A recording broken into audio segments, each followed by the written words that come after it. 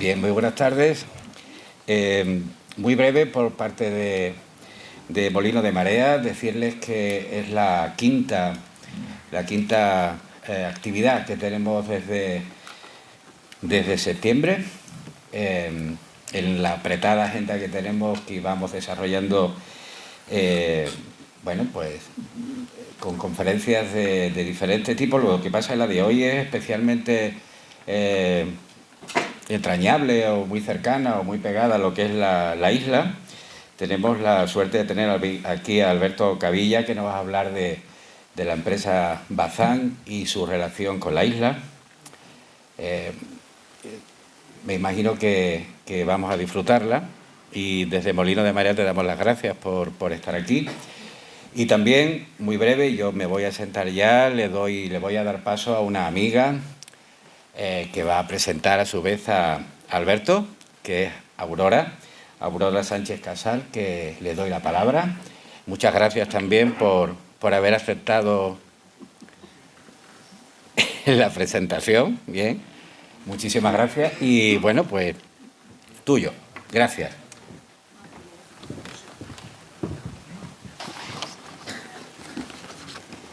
A ver, esto cómo lo pongo. ¿Por cualquiera de los dos? ¿Por aquí se oye? No. ¿Se oye? Sí, vale.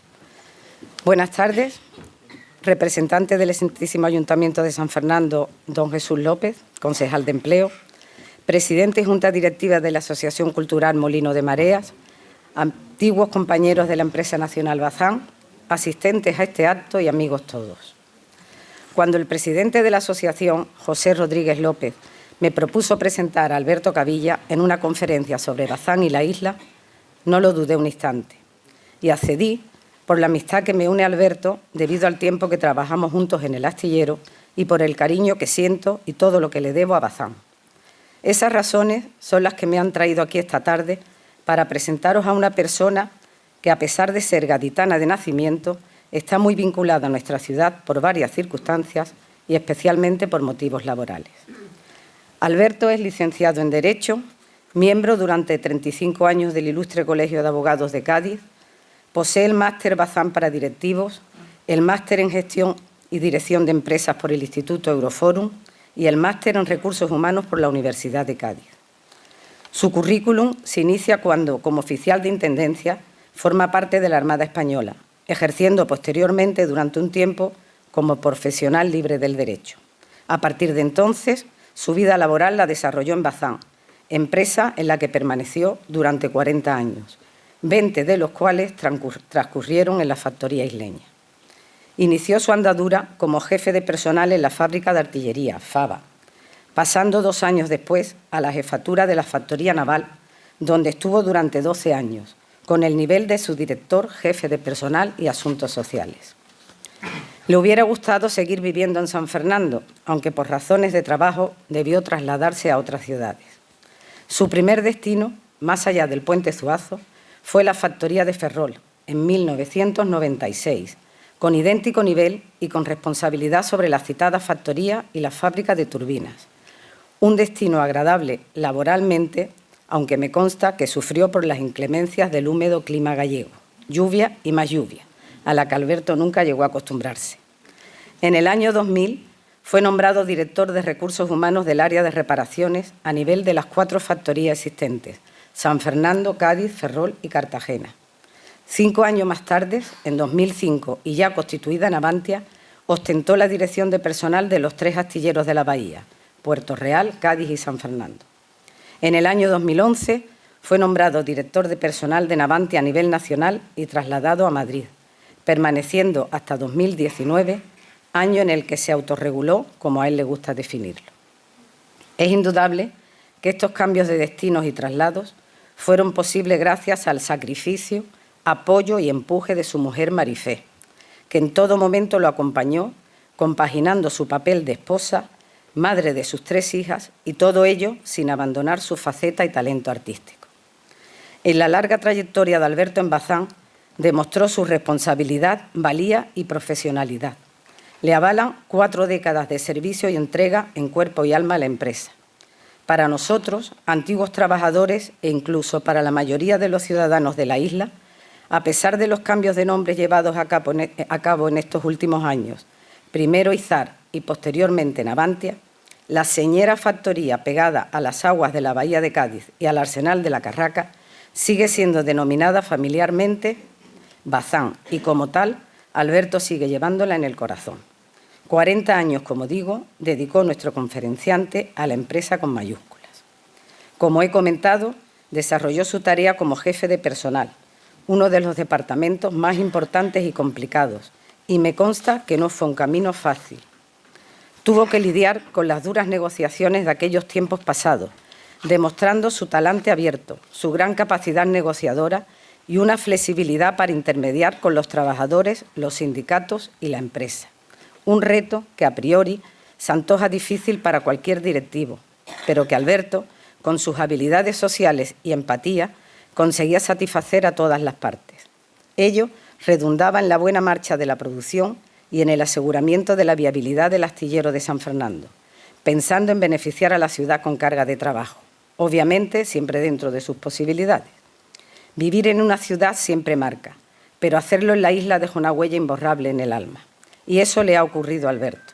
Uno de los más entrañables recuerdos que conserva y que jamás olvidará se produjo en 1991, cuando lo designaron Rey Gaspar de la cabalgata de los Reyes Magos, y os puedo asegurar que fue uno de los días más felices y enriquecedores de su vida.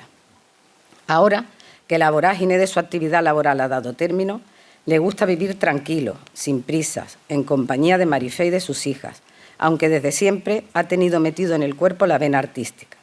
Por eso os descubro que una de sus aficiones es la pintura, y según dicen, lo hace bastante bien.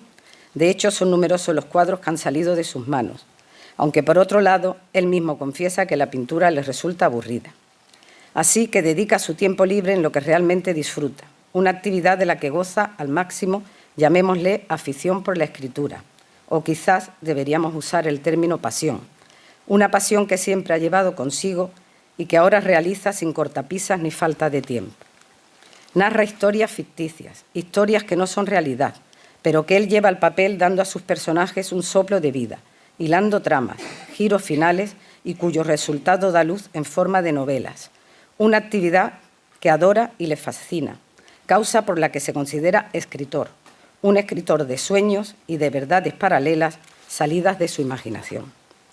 Tiene publicados varios libros, destacando entre ellos Fábulas para leer y escuchar, Construcción 212, La venganza del colibrí, Otra manzana podrida y Puzzle. Unas obras totalmente recomendables que os animo a leer y que os harán disfrutar. Y comprenderéis que en una familia en la que la cultura ha formado siempre parte de la vida de los dos progenitores, no resulta nada extraño que sus hijas, Ana y Paloma, se dediquen profesionalmente al mundo de las artes escénicas y especialmente al teatro. Alberto no ha olvidado a la empresa y confiesa que recuerda a menudo a la Bazán de siempre, a la que durante tantos años formó parte, aunque sin exageraciones, sin caer en una extrema defensa nostálgica, pero reconoce, sin ninguna duda, que fue una bonita experiencia que difícilmente retornará. Como decía un artículo publicado en prensa, Bazán inspira un sentimiento que perdura en el tiempo, porque al fin y al cabo, nuestra vida, a ciertas edades, está formada por un cúmulo de recuerdos. Y son esos recuerdos los que ahora va a relatarnos Alberto, que nos hablará de la Bazán que él conoció, de la isla que vivió y de unas historias que van más allá de los barcos. Sin más dilación y para no cansaros en demasía, os dejo ya con mi amigo Alberto Cavilla, al que cedo la palabra, convencida de que con esta conferencia nos hará pasar a todos una excelente tarde. Muchas gracias por vuestra atención.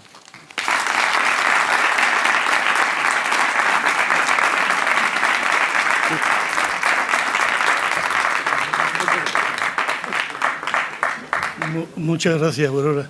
No sabía que supiera tantas cosas de mí, ¿eh? ¡Qué barbaridad! ¡Qué barbaridad!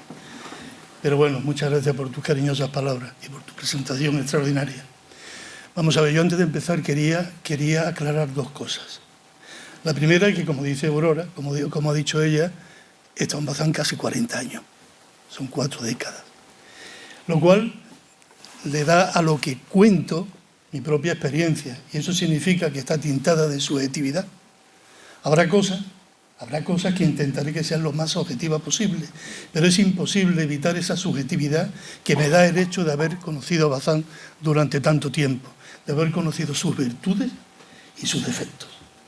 Así que me perdonáis cuando sea demasiado subjetivo.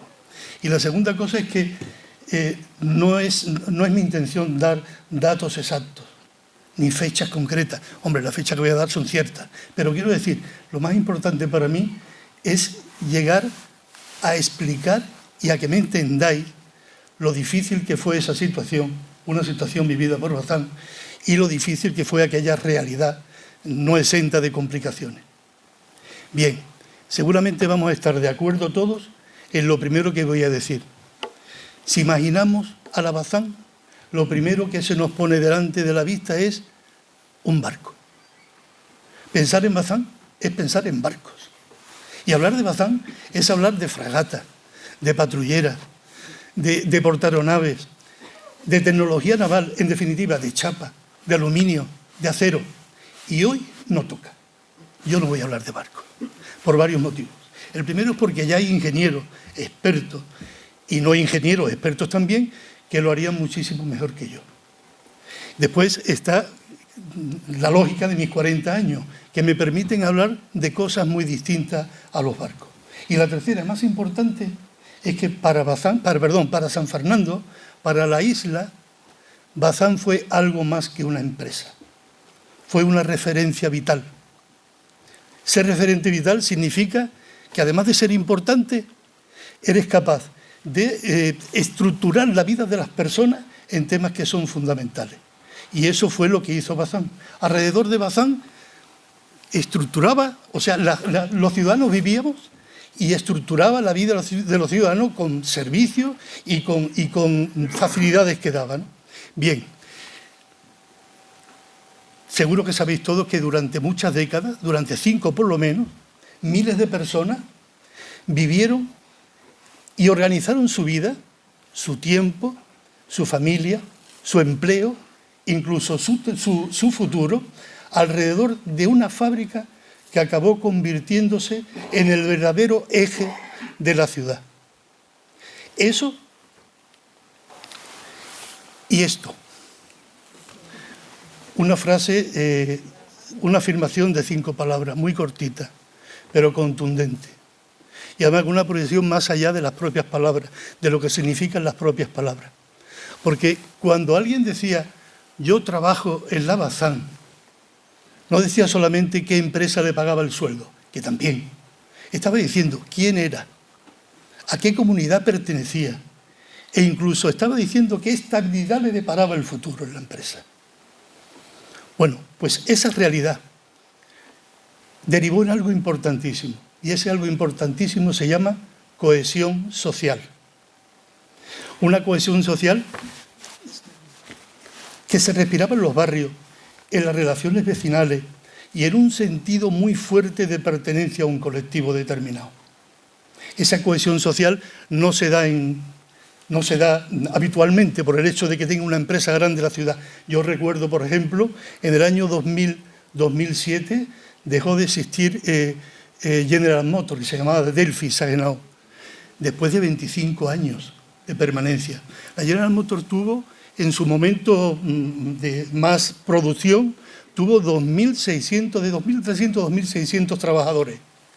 Cuando en el año 2007 desapareció, eran 1.600 los trabajadores directos. La General Motors no logró cohesión social. En absoluto, le faltaban cosas. Y esas cosas son las que quiero explicar. Las cosas que dio la empresa nacional Bazán. Seguramente tendrían cohesión laboral, pero no cohesión social. La cohesión en una comunidad no significa, no solo es convivir, significa que acepta y que te integra en un modelo social que conlleva identidad, que conlleva estabilidad y que conlleva seguridad. Y eso lo daba la empresa nacional Bazán. Ahora bien, esa cohesión social, también hay que decir que no era real, y como he dicho, se vivía en las relaciones vecinales, pero era una cohesión diseñada, no era casual, ni era espontánea, era diseñada. diseñada por un modelo de empresa típica del siglo XX, creada precisamente para ordenar a la clase trabajadora.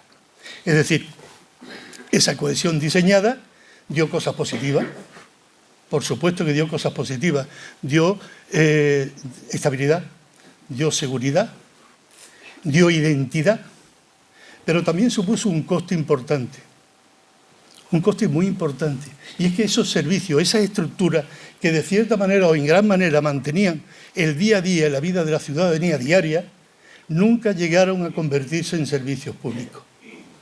Sencillamente porque eran de la empresa, no eran de la ciudadanía. Entonces resulta que cuando la empresa desaparece, cuando la empresa cambia, cuando la empresa modifica, el modelo se rompe.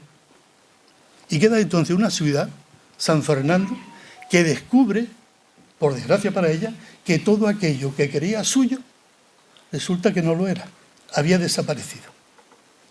Bien, vuelvo a decir, dio cosas positivas, pero también tuvo un sufrimiento tremendo, un sufrimiento que intentaré explicar de la forma más suave posible.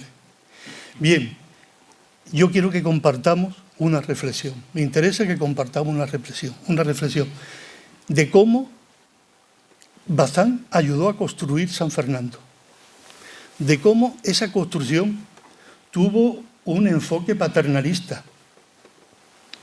Fue así, un enfoque paternalista. Y de cómo entender esto es importante para conocer no solo nuestro pasado, sino también para conocer las carencias del presente, que no fueron pocas. Vamos a empezar con una frase. Ya he dicho esto, la cohesión no fue casual, no fue espontánea, fue una cohesión diseñada. Bien, el punto de partida. Este es el punto de partida de mi conferencia, de mi charla. Y cómo quiero explicar lo que pasó, cómo fue su historia y cómo terminó. ¿Qué significa realmente cohesión diseñada?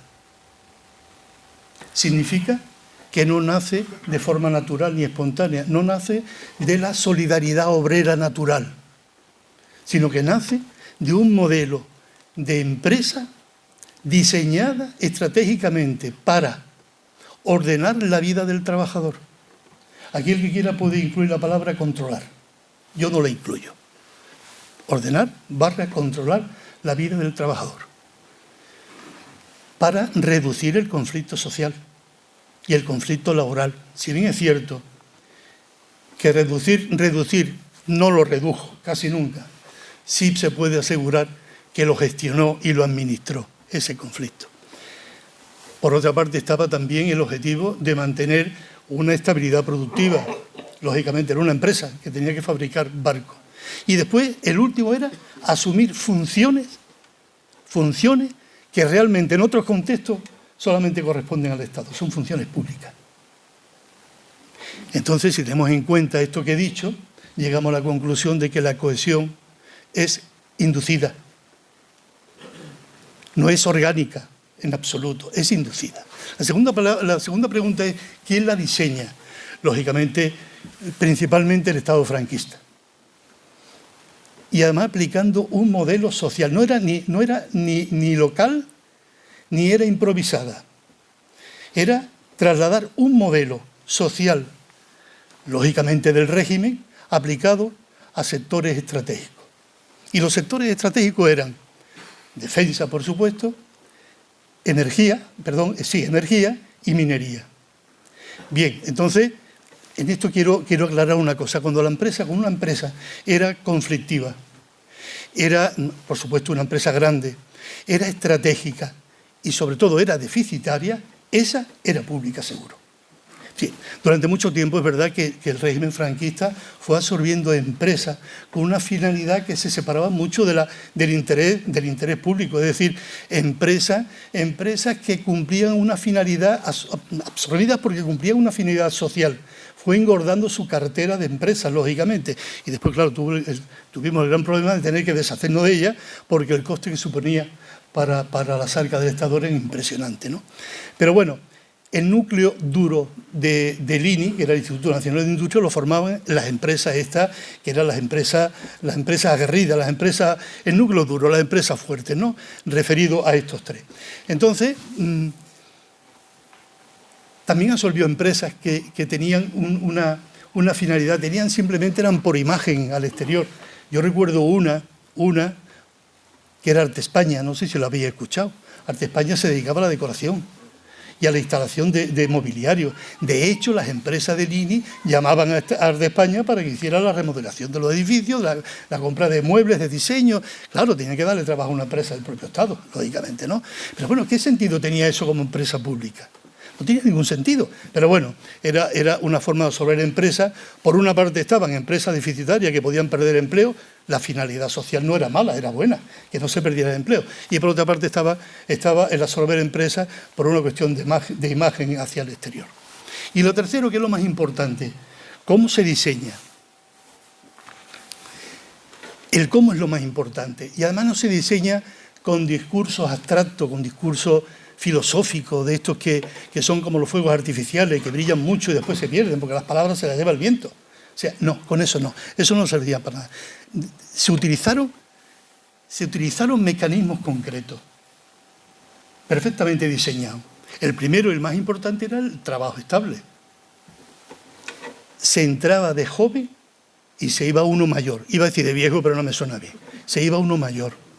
Se iba de mayor o cuando te tocara con la prejubilación, porque últimamente pocos se han ido con la edad cumplida de jubilación, entre ellos yo. O sea que, primero, el trabajo estable. Era una relación laboral permanente. O sea, nadie se iba de la empresa, lógicamente, si había una seguridad total, ¿no? Una seguridad total en ella. Por lo tanto, sí podemos decir que si bien el trabajo estable, que significaba una relación permanente con la empresa, daba seguridad y daba estabilidad, también podemos decir que daba una dependencia estructural. Fuera de ahí era difícil salir, era muy difícil salir. Bien, y lo segundo que se utilizó como estrategia eran unos servicios integrales que se vinculaban al empleo. Y aquí entramos en lo que todos conocen: economato, sanidad, viviendas, actividades culturales, actividades deportivas, jornada partida, comedores, escuela de aprendices, por supuesto, Colegio de la Salle, Escuela de Puerto Real. Esos mecanismos vinculados al empleo fueron los que consiguieron esa cohesión de la que os hablo. Pero era algo pensado, hombre, iba a decir algo artificial, pero creado para eso, no era nada natural. Yo voy a empezar hablando, yo creo que es importante detenerse en esos mecanismos, por lo que de impacto supusieron para... He puesto esta fotografía, me da mucha pena, pero es como está el economato ahora. Sí, lo he puesto a propósito. Y en blanco y negro. Curiosamente, allí se ve al obispo Añoveros, que algunos recordarán, ¿no? Era el obispo de Cádiz. Bien, el economato, quiero hablar del economato porque considero que es la clave, el ejemplo más claro, el ejemplo y el símbolo de la vida del obrero, del bazanero o del bazaniano, como queráis llamarlo, el economato. El economato se inventó para dar productos básicos a precios mucho más baratos que lo daba la empresa privada. La empresa, me refiero al comercio privado, ¿no? Mucho más barato. Y lógicamente fue inventado en un momento bastante propicio. Un invento, por supuesto, franquista. En un momento propicio porque los salarios eran muy bajos, la inflación era muy alta y, por otra parte, la inseguridad económica te pedía actuar de alguna manera, ¿no? También es verdad que los alimentos escaseaban, pero eso fue inmediatamente después de la posguerra. Después la cosa se fue normalizando. ¿Qué intención tenía el economato? Pues crear una lealtad absoluta en la plantilla, y también tenía el hecho de conseguir un personal trabajador, unos trabajadores mucho más estables. Y además suplían, podíamos decir incluso, que los trabajadores de Bazán podían llegar al fin de mes gracias al economato. Eso es una realidad que se comentaba, ¿no? Era era un mecanismo vinculado al empleo directo. Quiero decir, no se podía favorecer nadie, ¿no? Nadie que no fuera de la empresa, salvo casos muy puntuales y excepcionales. ¿Qué pasó con el economato? El economato tuvo un impacto ambivalente en San Fernando. Hombre, fue favorecedor de la clase trabajadora, por supuesto, porque todos los productos que se vendían, prácticamente el precio de venta era el precio de coste de adquisición del producto, con un incremento mínimo de amortización alguna de algún material que estaba allí. Pero los gastos de personal, de infraestructura, el mantenimiento y sobre todo el personal, que no era poco, todo eso iba a gastos generales. Por lo tanto, el producto no tenía ningún porcentaje más allá que lo que he dicho, que el precio de adquisición. Eso facilitaba un precio bastante bajo. Como decía antes, el impacto fue ambivalente. Por una parte, lógicamente perjudicó al comercio local. Lo perjudicó porque, claro, sobre todo en aquellas barriadas y en aquellos barrios donde la concentración del personal de Bazán era denso, era mucho. Por lo tanto, eso originó movimientos, cambios, reestructuración del comercio local por el economato. Se cerró el economato porque ya no tenía sentido, ya no tenía mucho sentido. Primero porque ya no se vendían elementos básicos. No se vendían de primera necesidad. Llegó a completarse con tales productos que derivaron en una auténtica competencia desleal con el comercio local. Yo en mis 40 años no tuve nunca una demanda por competencia desleal, pero ganas tenían, por supuesto. Los comentarios que habían... Claro, no tenía sentido que cuando se realizó, cuando se cerraron los economatos de toda la factoría, de Ferrol del Cartagena, y a mí me tocó en el sur, lógicamente, cuando se cerraron, no voy a decir de qué factoría, pero lo podéis imaginar, no era lógico que hubiera un armario lleno de abrigos de piel y de visón, que es lo que se vendía. Aquí hace mucho calor, o sea que no me refiero a San Fernando. Pero sí había otras cosas, ¿no? Había cañas de carretes, de estas sofisticadas, de estas de fibra de vidrio y cosas. No tenía sentido. No tenía sentido porque eso sí que era una competencia desleal. Bueno, pues nadie tuvo la culpa y ya solo se murió. Sí es verdad que respondía a una situación de cambio importante y que el economato era una cosa más. Pero efectivamente al final terminaba siendo un elemento de competencia desleal. No obstante, el impacto en San Fernando fue fuerte también cuando se cerró. Porque todo, como el efecto mariposa, todo lo que pasaba en Bazán, por mínimo que fuera, repercutía en la ciudad de San Fernando. De 1000 formas distintas, pero repercutía. Bien, la sanidad, súper importante la sanidad. Además de los servicios médicos de empresa, que dicho sea de paso, lo tengo que decir, los servicios médicos de empresa eran responsabilidad de recursos humanos, de personal. Bueno, todos estos servicios eran responsabilidad. De hecho, la jefatura de personal, entonces, en mis tiempos, se llamaba Jefatura de Personal y Asuntos Sociales. Cuando los asuntos sociales terminaron, se llamaba Jefatura de Personal y Asuntos Jurídicos. Y después ya inventaron lo de recursos humanos, y ya está, ¿vale? Y lo dejaron todo en recursos humanos. Bien, decía que la sanidad, los servicios médicos de empresa, para mí han sido de los mejores servicios médicos que han tenido las empresas españolas, la de Bazán, no solo como preventivo y como servicios médicos. Pero a ellos se unía que Bazán inventó el Servicio Público de Salud. Lo creó, no lo inventó, lo creó, el Servicio Público de Salud propio, no público, de empresa propia, un servicio de salud propio. Y el elemento más importante de ese servicio de salud propio era la Clínica Palomo, que seguramente recordaréis todos, estaba en la calle Real. La Clínica Palomo empezó a funcionar en el año 49.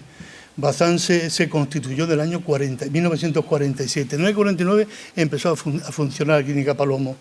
Y era, bueno, el nombre de Palomo no se corresponde a ningún topónimo, ni tampoco se corresponde a un apodo ni a un mote, que yo creía que sí. Era una persona de carne y hueso, un médico que se llamaba el doctor Palomo. No he logrado encontrar ni la fecha de nacimiento, ni la fecha de nacimiento ni de fallecimiento, pero sí sé que fue un doctor muy vinculado al sector naval, a la fabricación, a los astilleros, ¿no? Bueno, pues en la clínica seguramente el nombre se adoptó porque siempre se decía, pues me ha mandado el Palomo, pues voy a la Casa Palomo, pues no sé qué, y a ver enseguida Clínica Palomo, y ya oficialmente la Clínica Palomo. La verdad es que la Clínica Palomo fue un servicio médico concertado. Atendía al personal directo de Bazán, lógicamente, al personal me refiero al trabajador directo y a sus familiares, pero no vivía de espalda a la ciudad.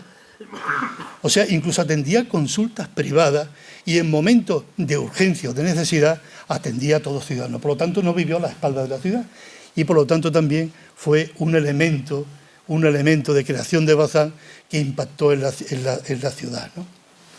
Bien, yo creo que dejó de funcionar cuando el ayuntamiento lo adquirió como museo municipal, ¿no? Bueno, no dejó de funcionar porque el ayuntamiento lo adquirió, sino que Bazán dijo, yo ya no quiero la clínica, que es muy distinto. Pero bueno, la sanidad fue otro. Bien, esto lo quiero contar porque para demostrar como anécdota hasta dónde puede llegar el paternalismo en casos concretos, el paternalismo de nuestra empresa, en el buen sentido y en el bien entendido, ¿no? Mira, esto los traje os acordáis seguramente que del año 97 celebramos el 50 aniversario de Bazán. Claro, se constituyó en el 47 y en el 97 fueron 50 años. Pues en toda la factoría hubo una celebración a través de competiciones, no sé si os acordáis, de competiciones deportivas, de museos, de conferencias. Sí, hubo muchas actividades, ¿no? Y entonces Ferrol, yo en ese momento estaba en Ferrol, destinado en Ferrol. Pues Ferrol publicó un libro que eran los 50 años de Bazán, decían 50 años y 300 años de historia, una cosa así. Bien, pues en una de sus páginas venía la declaración de este hombre, de Marcos Vázquez Núñez, manipulador de maquinaria, que dijo que ingresó, no sé cuándo le haría la entrevista, pero bueno, estaría en activo, claro, que ingresó en la factoría en 1916. Y él decía en la entrevista que le hicieron, y me vais a permitir que la lea literalmente porque creo que merece la pena, no quiero añadir ni quitar ninguna palabra. Entonces me vaya a perdonar que lo tengo aquí escrito. A ver si aparece, porque yo soy bastante malo con esto. Sí, seguramente necesitaría ayuda. No, un segundito que no, la verdad que sí. Mira, decía, Marcos Vázquez Núñez, manipulador de maquinaria. Dice, ingresé en la factoría en 1916 como calafate. Era una actividad dura, la de calafate. Y dice textualmente, la empresa se ha portado muy bien conmigo. Más cuando en accidente de trabajo, lo he dicho a propósito de la sanidad, accidente de trabajo perdí 4 dientes. La ley me concedía reponerlo de acero inoxidable. Eso es verdad, pero la empresa, debido a mi buen expediente laboral y a mi lealtad, decidió ponérmelos de oro. Y dice, son estos 4, ¿me los veis? Ya. Entonces, claro, a mí me pareció algo, una anécdota muy respetable, pero para mostrar de alguna manera ese paternalismo, que por cierto era frecuente y dirigido a los más leales, porque el paternalista normalmente cuida a los más leales y mira así de soslayo a los que son menos leales. Pero bueno, al fin y al cabo era bien, porque quería contar esta anécdota. La vivienda. Bazán promovió y facilitó vivienda a la mayor parte de trabajadores. Todos la conocéis, ¿no? Pero lo curioso es que lo que hizo fue un modelo social jerarquizado, es decir, trasladó de alguna manera la jerarquía de la propia empresa a la ciudad. De hecho, la vivienda era vivienda de trabajadores, de operarios y de obreros, vivienda de administrativos, de empleados, de jefes, vivienda de ingenieros y de personal directivo. Estaban en Cádiz, muy cerca de las Puertas de Tierra. Sí, seguro, que era para evitar el escrache. Y que, claro, si fuera en San Fernando, imaginaos en las reivindicaciones, las huelgas y todo eso, pues vamos a la casa del director y todo eso y le liamos una... Bueno, a lo mejor fue por eso, no lo sé. De todas maneras, las viviendas creadas por Bazán fueron de un gran impacto en la ciudad. Por supuesto que facilitaba viviendas dignas en un momento donde ya decía que los salarios no eran altos, y la escasez de vivienda siempre ha existido, siempre ha existido. Por otra parte, extendió la ciudad con las viviendas, marcó barrios obreros clarísimos, pero sí es verdad que implantó su propia jerarquía, la propia jerarquía laboral, la implantó en lo que eran las viviendas, distribuyéndolas por estratos sociales y jerarquizados. Bien, las viviendas no eran gratis. La vivienda se cobraba una cuota muy pequeñita, muy pequeña, y lógicamente estaban vinculados al empleo. Teóricamente, cuando el trabajador se iba, teóricamente perdía la vivienda. Yo no conocía ninguno. Yo no conocí, porque claro, si no eran los padres, eran los hijos los que se quedaban, porque al final se incorporaban al mercado laboral. Yo no conocía a nadie que se fuera, pero de todas maneras, teóricamente, cuando dejaban la empresa tenían que dejar la vivienda, porque era un bien y un servicio vinculado al empleo. Y dentro de la vivienda, en el barrio obrero, la parroquia. Es decir, que Bazán no solo ordenaba la vida social, daba empleo, estructuraba la vida social, cultural y además religiosa. Todo, hacía todo.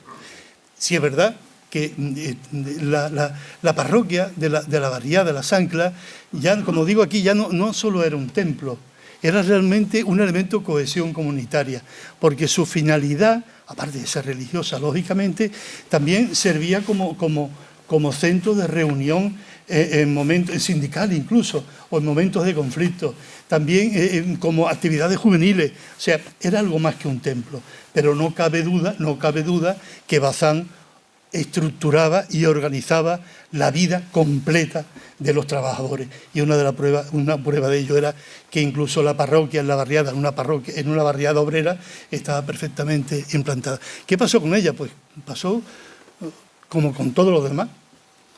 Yo quiero recordar que la parroquia pasó a ser propiedad de la empresa. Creo recordar que fue por 1 peseta o por 100 pesetas, de una forma simbólica. Era mucho más positivo desprenderse de todos estos activos que procuraban o que provocaban un coste grande a la empresa, que precisamente el valor que podía obtener la empresa de ellos, ¿no? Y esto es, un compañero me comentaba la pena de haber perdido la escuela de aprendices, ¿no? Efectivamente, mira, la escuela de aprendices, en la escuela de Puerto Real, la escuela de Portera y el Colegio de La Salle son tres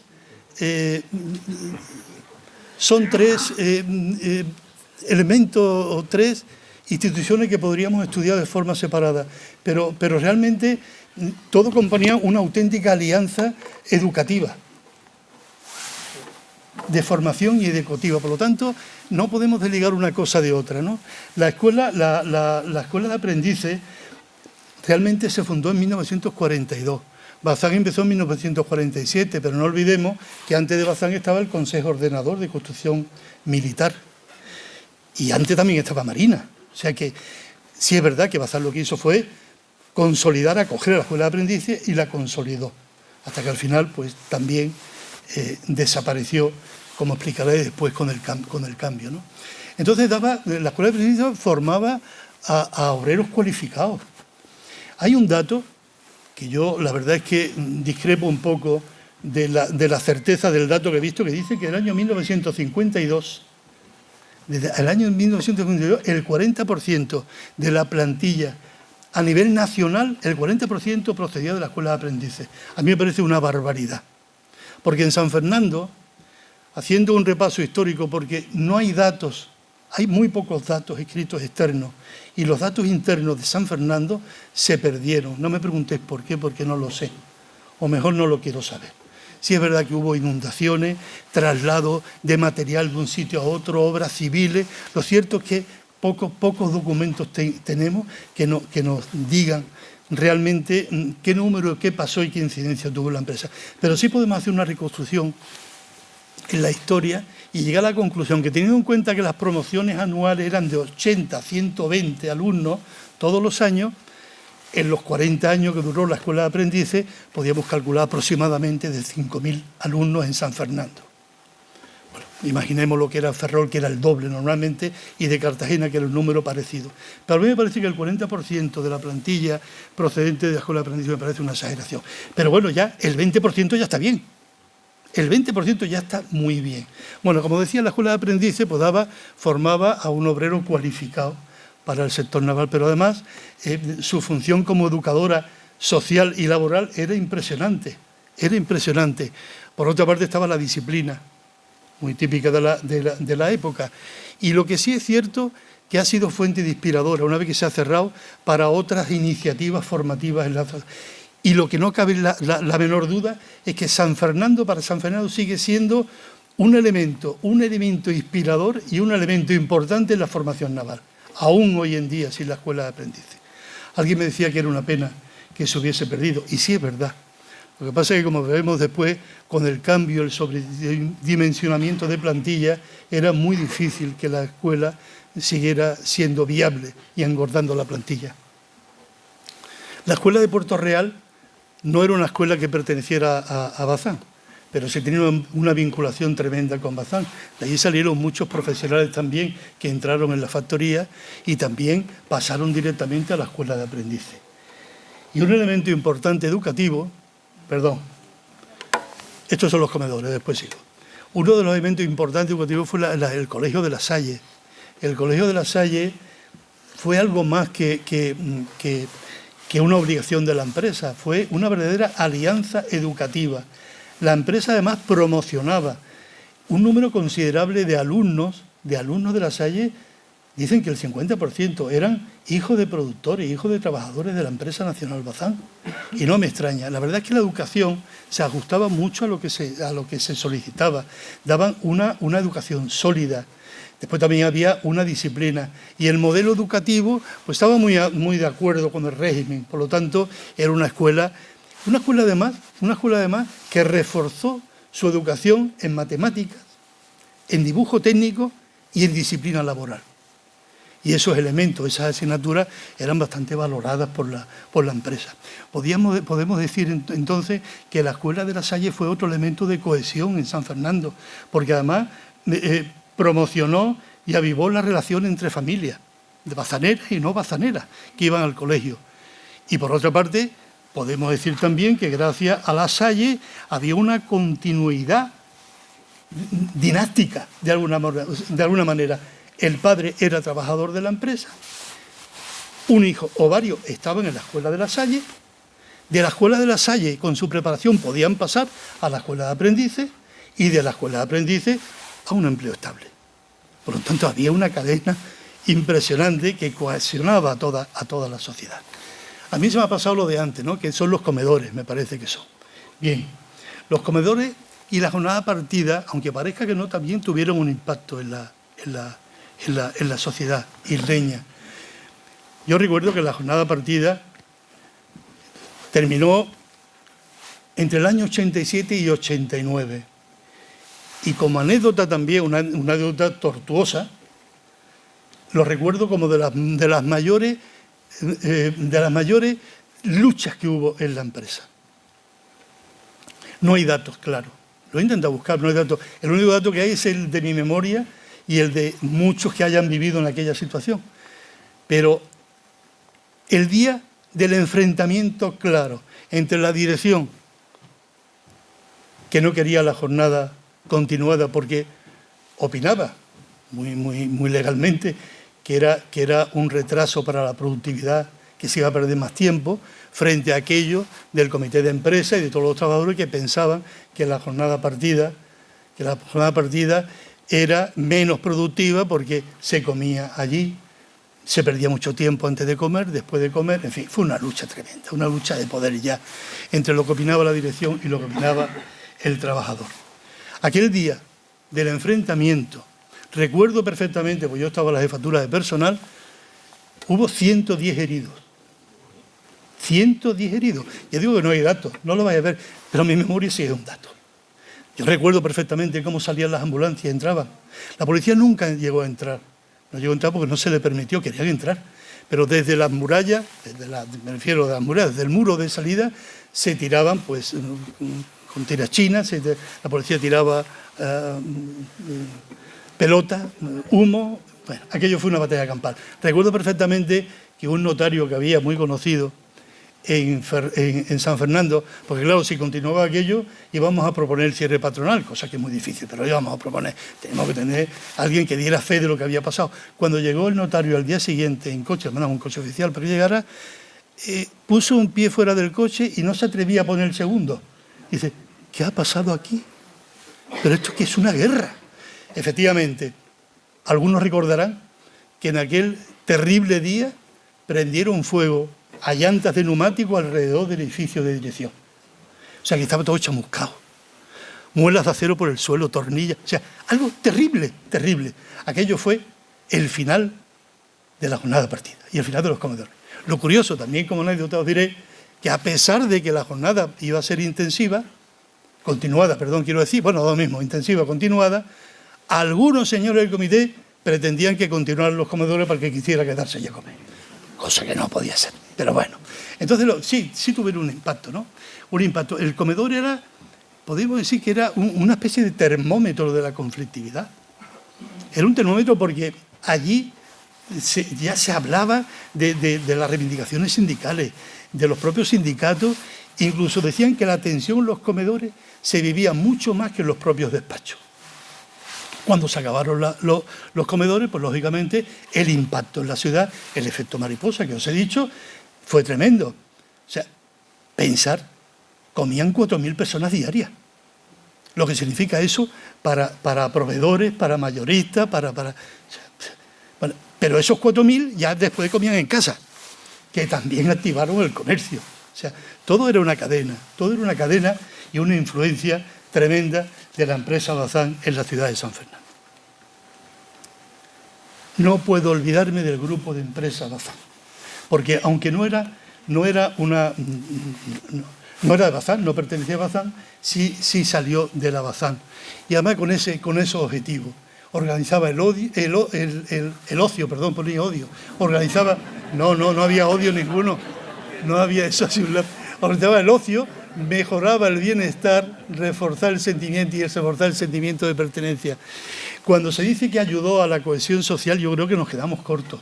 El grupo de empresa fue una de las vías más eficaces para la integración social entre Bazán y San Fernando, porque desarrollaba actividades culturales, tenía bibliotecas, deportivas, por supuesto. Hoy tengo el honor de tener entre el público a la vicepresidenta del equipo de fútbol, sí, que está aquí con nosotros.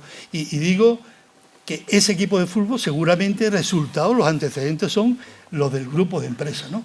Entonces, claro, importantísimo, logró que la empresa formara parte de la vida ciudadana cotidiana, que eso es la cohesión social.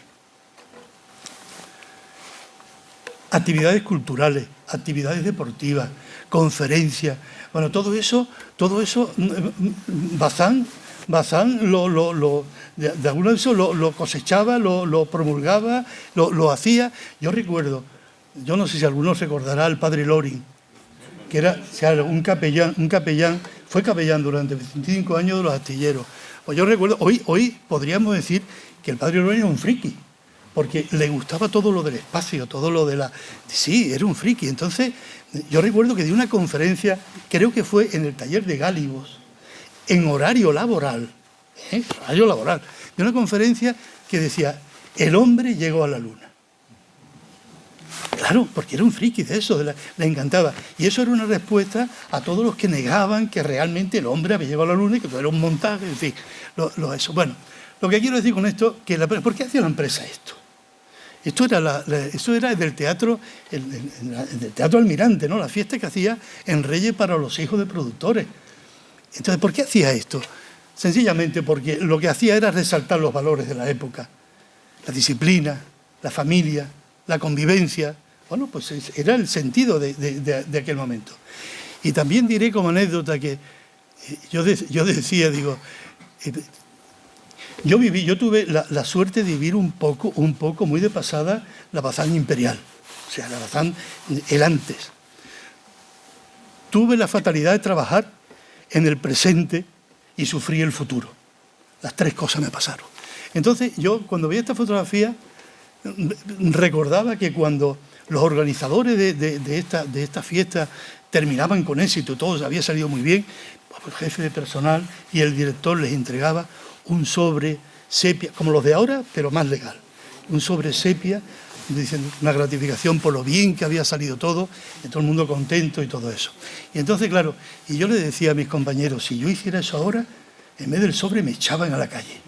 Me echaban seguro, efectivamente, me hubiesen echado. De hecho, estuve a punto porque se me ocurrió, y perdonadme la anécdota, pero que recuerdo estas cosas, ¿no? Se me ocurrió en una época en que tuvimos muy buenos directores, pero tengo un recuerdo entrañable de uno que era de Manolo Pérez, que se me ocurrió poner una caseta de feria en la feria de San Fernando, la caseta de Bazán. Yo duré casi lo mismo que la caseta. Claro, se me ocurrió. Es verdad que la caseta fue de un gran éxito, incluso los directores no se recordaban cuando iban los marinos, el almirante, el arsenal, tomaban las copas, ¡oh, qué buena idea! Y todos engordando. Cuando llegó un presidente, que no voy a nombrar quién es porque no quiero acordarme, de él, dijo, no, que va, dijo otro, dijo, ¿quién ha inventado esto? Claro, todos aquellos viendo la actitud amenazante hicieron así, así era yo, jefe de personal. Claro. Entonces me costó un disgusto. No el puesto, pero un disgusto sí. Bajo la promesa absoluta de que al año siguiente no había caseta, me perdonó la vida. Y seguí trabajando en la empresa Nacional Bazán. Pero quiero decir, los tiempos cambian, lógicamente, y esto que hacía la empresa pues tenía un sentido clarísimo, un sentido de convivencia y de ese paternalismo de lo que os he hablado. Bazán y la política. Aquí sí que cuando la mariposa mueve la sala, San Fernando se descompone. Eso sí. Yo cuando trabajaba, antes de jubilarme, me solían invitar a la UCA o para cursos de verano, pero explicaban no estas cosas que a mí me resultan entrañables, esto que estoy diciendo, sino cosas profesionales, recursos humanos, técnicas de negociación, relaciones laborales, relaciones sindicales, esas cosas terribles. Bien, me invitaban a dar una conferencia. En cierta ocasión di una que era muy interesante sobre reparaciones, que se llamaba Oportunidades de negocio en la Bahía de Cádiz, que me ayudaron mucho a darla. Pero bueno, yo en dos ocasiones puse una fotografía parecida a esta. Y yo le preguntaba a los alumnos, les decía, vamos a ver, ¿qué diferencia encontráis en la reivindicación de los años, por ejemplo, 70, 80, a los del año 2000? ¿Qué diferencia encontráis? Me decían de todo. No, la agresividad, no sé qué, las pancartas hacían no sé qué, nada. La única diferencia es el color de la foto. No hay ninguna más. Ninguna más. Reivindicaciones, carga de trabajo. Vamos a olvidarnos de convenios, de solicitud, no vamos a hablar de eso. Carga de trabajo. Permanencia de las empresas públicas. Trabajo, mantenimiento del empleo. La empresa no se cierra. Esa es la única diferencia, el color. Porque la agresividad, si podemos llamar agresividad, era idéntica. La protesta tenía el mismo sentimiento. En cierta ocasión dije que la reacción normalmente no era casual, sino causal. Es decir, a lucha, trabajo. Alguien me dijo, ¿usted qué está haciendo? ¿Apología de la violencia? Digo, no, hijo, no. Yo estoy diciendo lo que es la realidad. Normalmente sin lucha había poco. Sin lucha había poco. Pero bueno, Bazán se hizo protagonista de la política local. Las reivindicaciones y todo eso marcaban la agenda política local. Es decir, de políticos de cualquier color, cuidado. O sea, una reivindicación por carga de trabajo, por mantenimiento del empleo, por mantenimiento de la empresa pública, ponía detrás de la pancarta a cualquier político del color que fuera. Y cuidado que no lo hiciera, por la cuenta que le traía. Todo estaba, había un interés, lógicamente, en la ciudad, pero también una presión clara para que cualquier político, incluso el que estaba abajo, si tenía al jefe arriba, también se ponía detrás de la pancarta. Eso es lo local. En la autonómica, pues bueno, pues la Junta de Andalucía se preocupaba muy mucho de que la empresa se mantuviera, de que el empleo no se perdiera, que la carga de trabajo llegaba, y había una intervención clara. Por lo tanto, había una influencia clara también en la política autonómica. Y en la general, no digamos. Reconversiones, negociaciones con las federaciones, fusiones, como la que sufrimos, bueno, con la que se efectuó. En la política general estaban totalmente... De todas maneras, la empresa pública es propiedad del Estado. Yo siempre digo que el patrón casi no existe. O sea, el patrón es el gobierno de turno. Y el gobierno está formado por el partido de turno. Por lo tanto, la organiza y la domina el gobierno de turno, la empresa pública. También ha mantenido que, si bien es necesario la empresa pública, el mantenimiento de las empresas públicas, también he dicho en muchas ocasiones que no hay peor empresario que el Estado. No existe peor empresario, en cuanto a la gestión me refiero. Bien, y aunque no sea el objeto de mi charla, no me puedo olvidar del papel de la Armada Española, porque efectivamente la Armada Española fue estructural y permanente desde el siglo XVIII. Y efectivamente fue un elemento de cohesión también en la ciudad de San Fernando. Lo que pasa es que la cohesión de la Armada era distinta, era muy distinta, era otro tipo de cohesión. La Armada cohesionó por autoridad, por tradición y por estructura. Y Bazán por cohesión, por convivencia, servicio y vida compartida. Resumiendo mucho, podríamos decir que si bien la Armada organizó y reestructuró la ciudad, Bazán la llenó de vida social y de servicio. Pero al fin y al cabo fueron cohesiones complementarias absolutamente. Por lo tanto, bienvenido sea esa unión o esa... Bien, las carencias del presente. ¿Os acordáis que al principio decía, vamos a hablar un poco de historia, vamos a recordar la historia en esa reflexión, ¿no? Para saber qué pasó en la historia y también para justificar las carencias del presente. Pues ahora llegan las carencias del presente. Cuando la cohesión no se transforma en ciudadanía. ¿Qué significa esto? Significa que la ciudadanía, con Bazán de por medio, tenía poca autonomía. Bazán se lo daba todo. Todo se lo daba hecho. Por lo tanto, la autonomía de la ciudadanía era mínima. Por lo tanto, la cohesión era otra cosa. Iba por otro camino. La pérdida de privilegios y aquella dura realidad, todas aquellas estructuras y servicios que mantenían la vida cotidiana empiezan a desaparecer, dejando un vacío que es dificilísimo de admitir y de soportar. El trauma. Cambia el modelo del Estado, claro. Cambia el modelo y pasa de ser un modelo paternalista donde realmente el coste importa poco, o no importa poco, pero importa menos, importan otras cosas, al cambio democrático, donde, impulsado por la situación y por el momento, pues tiene que prestar más atención a lo que es el coste, la competencia, la competitividad, el producto, en fin, y una serie de cosas. Y sobre todo intenta cambiar al modelo de empresa privada. Yo quiero hacer un comentario, sin que me quiera meter demasiado en este charco. Pero la obsesión de la empresa Bazán, desde que yo tengo uso de razón en la empresa, que hace ya años, siempre ha querido parecerse a la empresa privada. Y me parece un fallo, entenderme. Si lo que tú pretendes es copiar el modelo de gestión de la empresa privada, me parece muy bien. Pero querer ser igual que la empresa privada y dar beneficios, dar números positivos, es un fallo.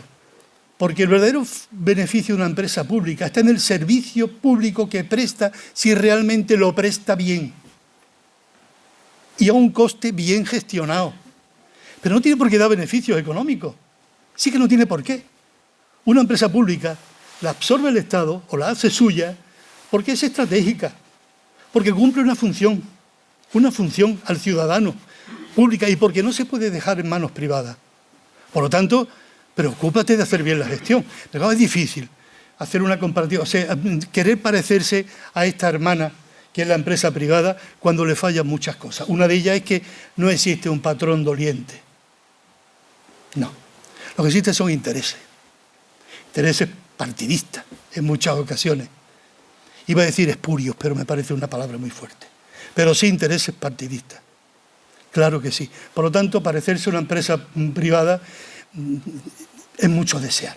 De hecho, todos los años se está luchando por llegar a números negros. Y no hay manera de llegar a números negros. No hay manera de llegar.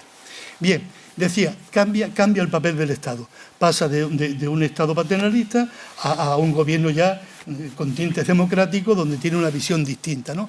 La crisis del sector naval, me parece que fue a partir de mediados de los años 70, la crisis con la competencia asiática y con el sobredimensionamiento de las plantillas, afectó en gran manera a la construcción naval y a los astilleros. La Comunidad Económica Europea prohibió totalmente las ayudas estatales porque se incurría en una competencia desleal.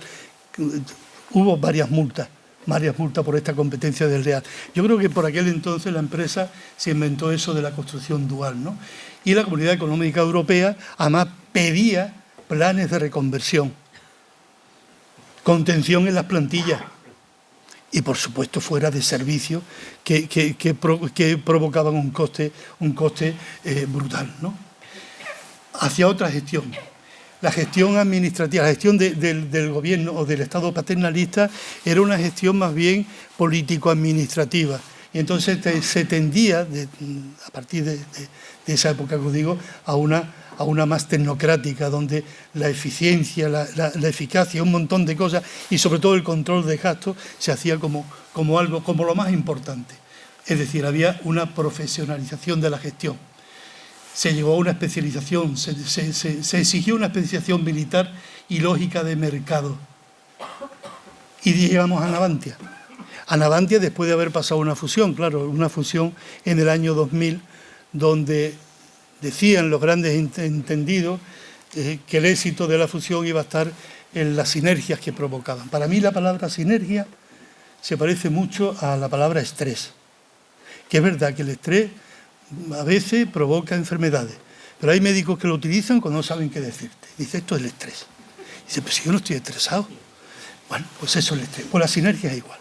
Eso es la palabra que se utiliza muy bien. Sinergia significa aprovechar o sumar la fortaleza de las empresas. Entonces, si tú te lo planteas seriamente, que está bien que se aplique y se intente, pero otra cosa es que se utilice. Realmente la fusión lo que hizo fue que no la critico, porque seguramente era necesaria en aquel momento para salvar el empleo, cuidado, pero sí es verdad que los astilleros españoles tienen unos problemas muy serios, estructurales, y Bazán era una empresa un poco, con problemas también, pero un poco más estable. Luego las sinergias que pregonaban por todos sitios, pues no se llegó a eso en absoluto. Después de la fusión vino la desfusión, como yo le llamo. Privatización de centros, cierres de alguno por inanición y muertes de otros. Y al final queda lo que queda. Y llegamos a Navantia, que es una empresa pública en la propiedad, pero privada en la gestión. Y ojalá se quede solamente en que sea privada en la gestión y que no se intente llegar a esa comparativa exagerada con la empresa privada. El cambio. Yo creo, lo he leído, yo estoy de acuerdo en que el cambio no obedeció tanto a un cambio ideológico como a la convergencia de todo esto, la convergencia de factores estructurales, económicos y políticos. O sea, no se cambió de un plumazo, que se cambió por una serie de factores que influyeron, que es lo que estoy diciendo, ¿no?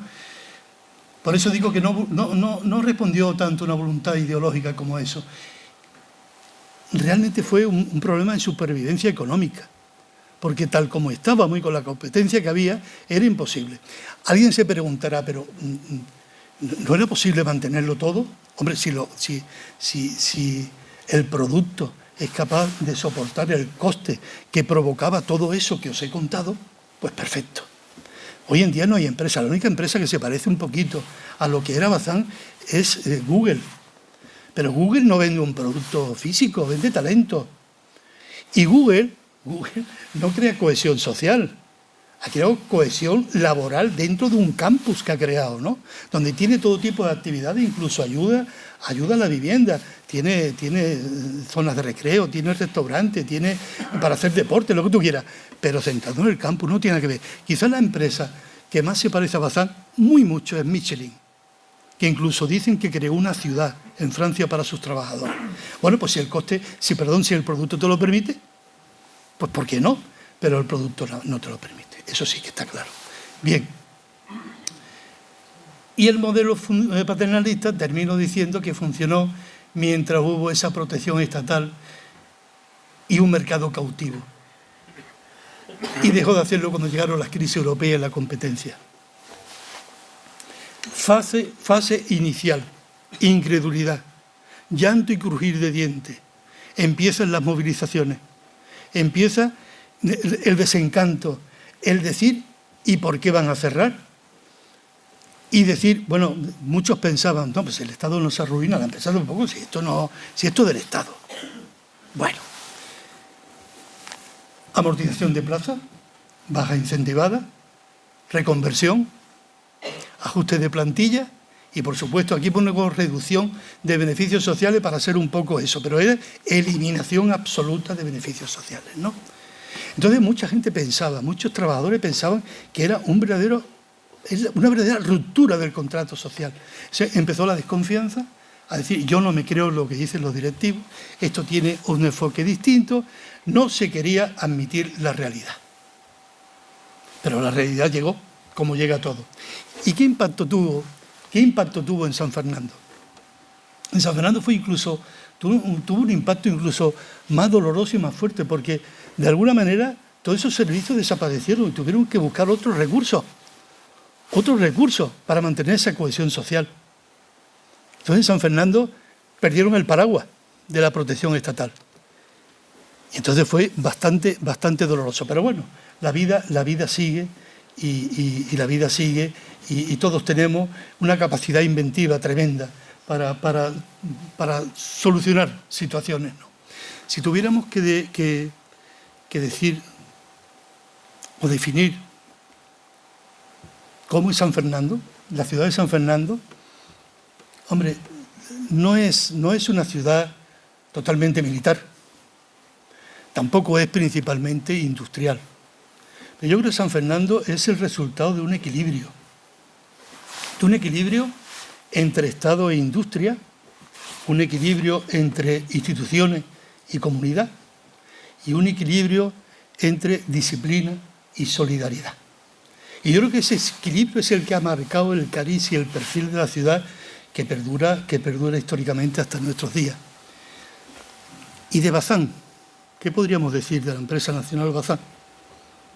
Antes Aurora dijo una frase que me encantaba, que me la ha robado porque la iba a decir yo, que era lo que leyó en una revista, decir, algo parecido a Bazán es esa gran empresa inspiradora de recuerdos que perduran, algo parecido a lo que tú has dicho. Pero bueno, yo lo he dicho con otras palabrillas para que no sea igual.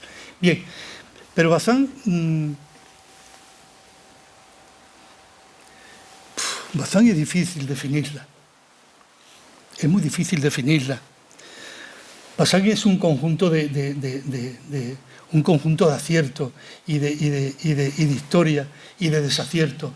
Había un reconocido economista, John Maynard Keynes, que era un defensor de la intervención del Estado en las grandes empresas, hombre, para controlar la oferta y la demanda, pero sobre todo para evitar descalabros económicos.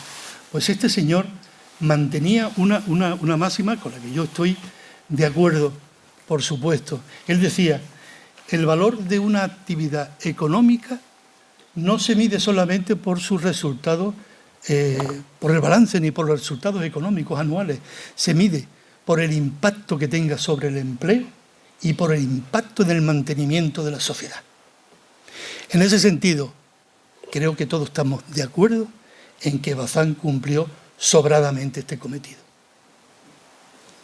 Es verdad que sus resultados nunca fueron positivos. Los números negros pocas veces aparecieron. Pero el impacto social, el impacto, la protección de la comunidad y la protección del empleo, eso sí lo cumplió. Eso lo cumplió sobradamente. Y yo, antes de dar mis agradecimientos, yo os he contado cosas sobre las instituciones, sobre esa cohesión social, os he contado algo sobre historia, pero para mí esto no es un asunto de historia, esto es una experiencia vivida. Una experiencia vivida. Esto ha sido formar parte de un estilo de vida. Y de verdad haber formado parte de ella, por mi parte, y haber trabajado en Bazán durante 40 años, es sencillamente un motivo de orgullo para mí. Es esto, un motivo de orgullo. Y ahora sí, agradecerle a la asociación la invitación que me han hecho y poder hablar de esto, que me encantaba hablar de esto. Agradecer también a López la fotografía, la mayor parte de la fotografía que me ha facilitado generosamente de su álbum histórico para que podamos contemplarla, y por supuesto agradeceros a vosotros y a vosotros el haberme atendido y haber compartido conmigo este rato tan agradable. Muchas gracias.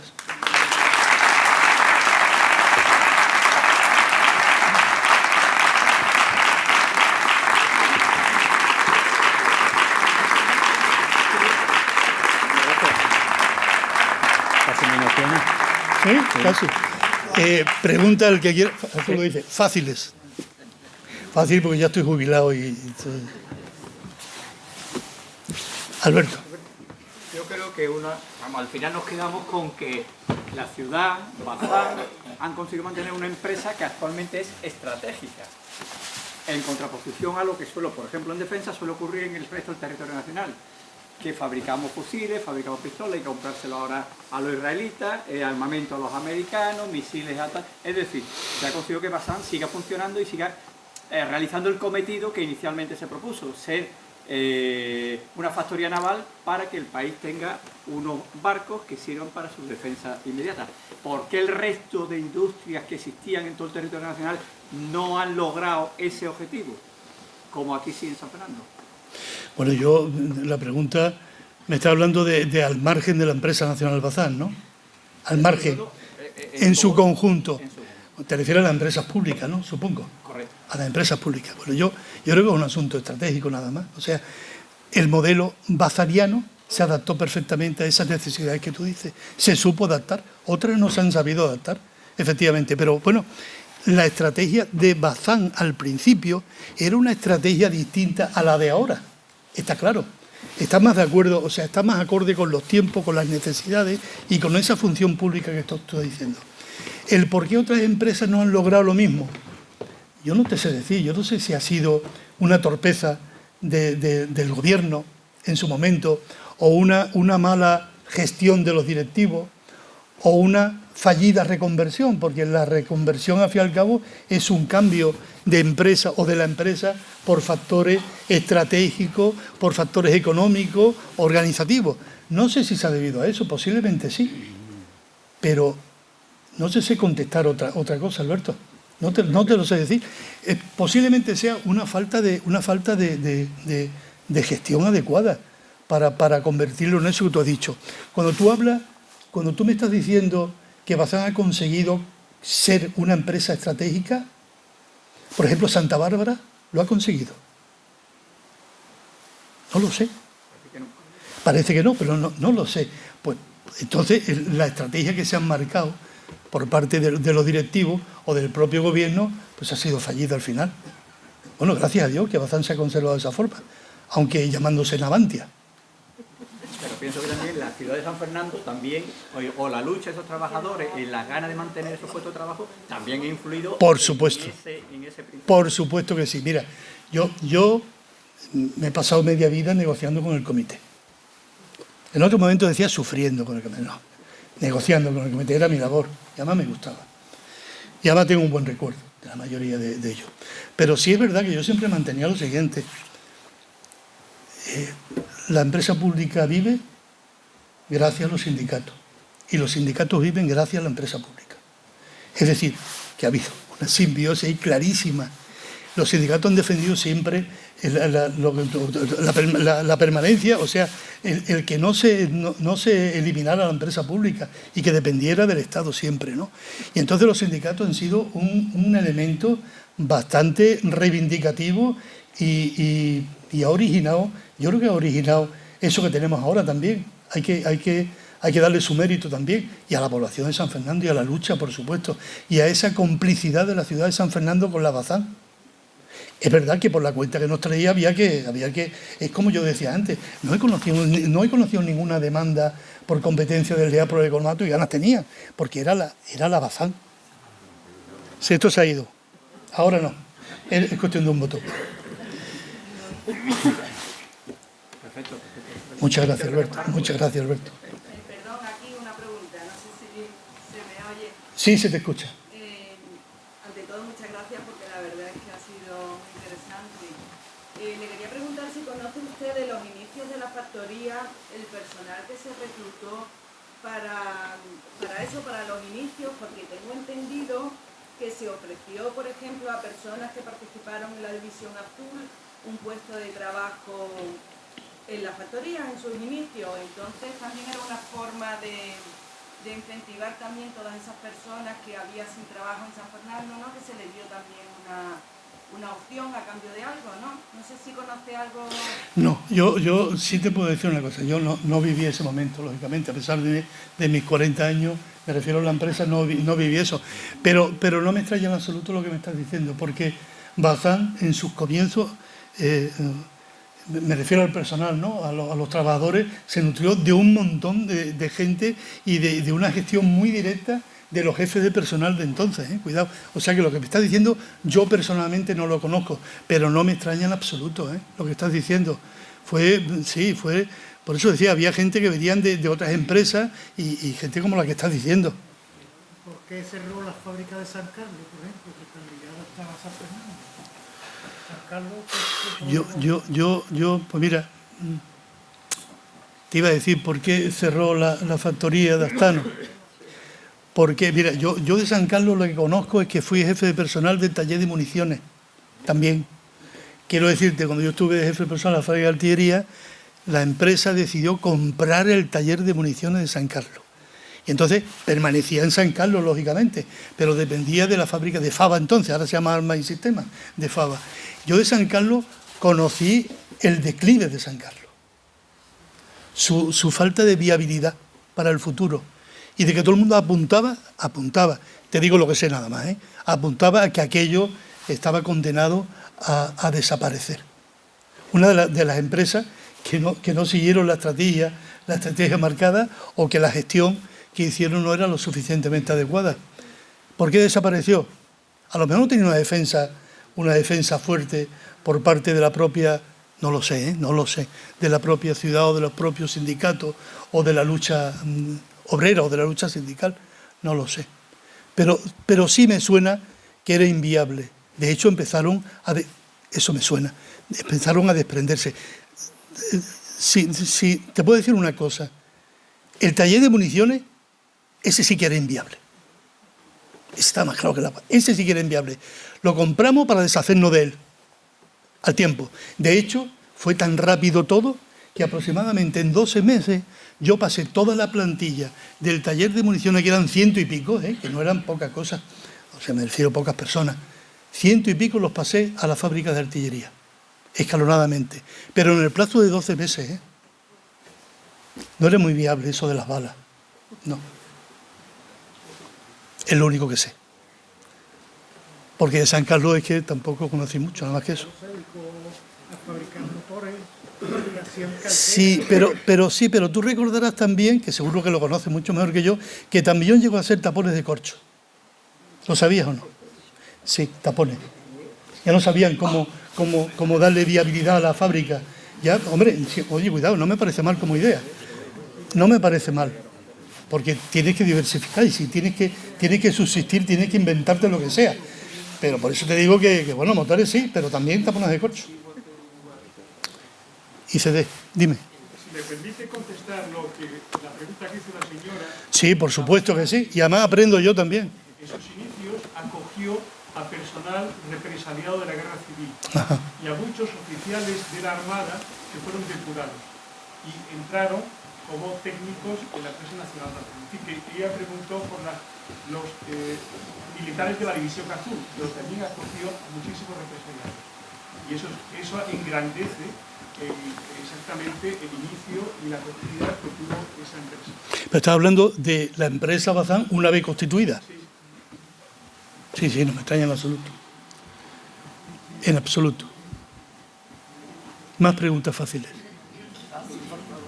Por favor.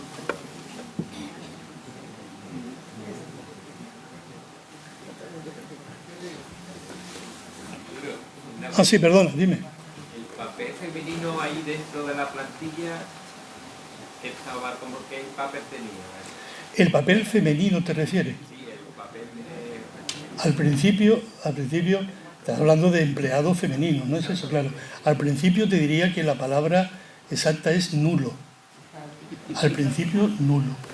Claro, después el paso del tiempo pues te va abriendo la oportunidad.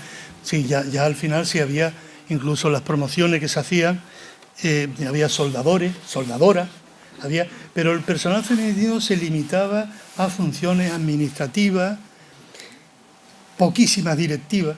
Yo en mis tiempos buenos de Bazán, pues había un par de 2 o 3 directivas, no más.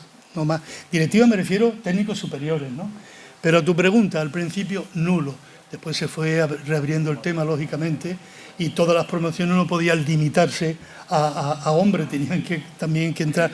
Lo que pasa es que sí te digo una cosa, y no me lo toméis como crítica, que no pretendo que sea eso, pero quizá era la poca costumbre que había de ver, por ejemplo, a soldadoras o a armadoras o a personas que trabajaran con el mono. Era la poca costumbre que había, lo que inclinaba a determinadas mujeres que entraban en la empresa como operarios a cambiarse rápidamente a personal administrativo, técnico, lo que fuera. Pero yo creo que era incluso la falta de costumbre y la falta de población femenina. Eso se fue regulando con el tiempo.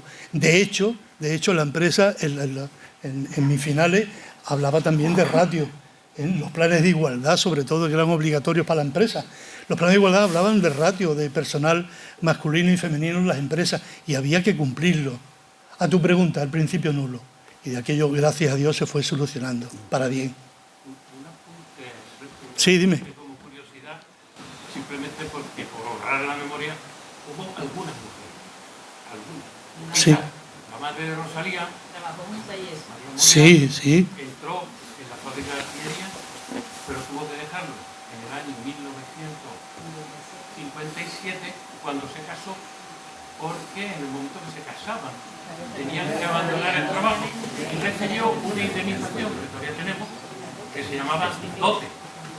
Había una indemnización por dote y tenía obligatoriamente que abandonar el trabajo. Pero de todas maneras, con la población de verificadora. verificadoras. De todas maneras, con la población que había entonces, de 5.000 trabajadores, 4.000, pues con la mano se podían contar. Sí, por no decir, por honrar la memoria. Sí, claro, sí. Trabajaban con mono y en un taller, un poquito.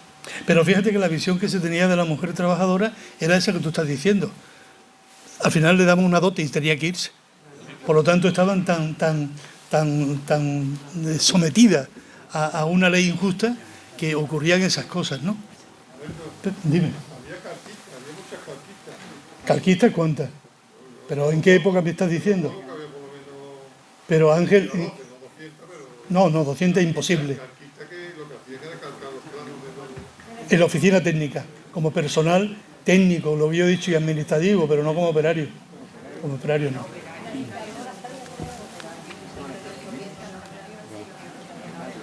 Lo que tú digas. Bueno, de nuevo muchas gracias a todos, ¿vale? Nos vemos.